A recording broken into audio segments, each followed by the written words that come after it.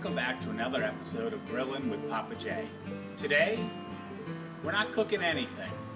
We're going to show you the setup for a low and slow cook on the large big green egg. I'm going to start by stirring up the lump from my last cook to get any ash to fall down through. Time to load the lump. I'm going to load the lump just below this level right here.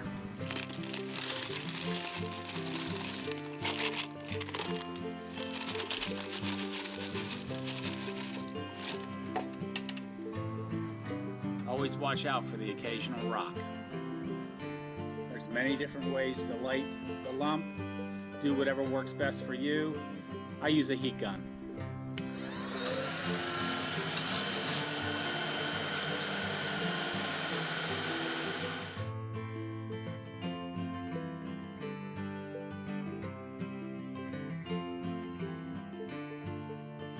Once I have the egg lit, I make sure my bottom vent is all the way open and my top cap is off.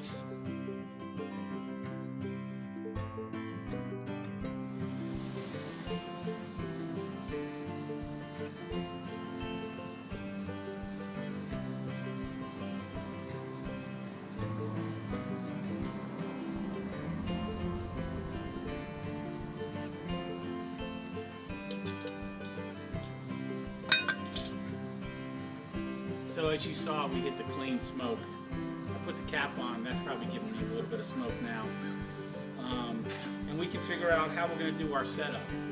I'll most likely be using some indirect cooking, of course, doing the low and slow. So I have ceramic to go down in there. I have a drip pan. A couple options for putting something underneath the drip pan. You can waddle up and squish down some aluminum foil. Underneath there, you can buy these little ceramic cubes. You can get them on Amazon. Put them under there so you get a space. That way your drip pan's not sitting right on your ceramic. Then of course you want to add some nice smoke flavor. These are some applewood, so if I was doing a brisket, I like the applewood taste. So there are some of the options. Now we're going to try to get this thing to maintain a good temperature around that 250, 275. You can see as soon as the white smoke went away, the temperature really jumped up pretty fast. So we're going to give it a little bit of time to stabilize, and we'll check back on it. I lit the egg about an hour and a half ago. The smoke went clean. The egg's been sitting at a solid temperature. I'm happy it's around that 270, and I think I'm pretty good, ready to put on my protein. Recapping a few things. We started by stirring the leftover coals down in the bottom. Also, make sure that if you've been cooking a lot lately, you haven't done a clean out, you might want to take everything out.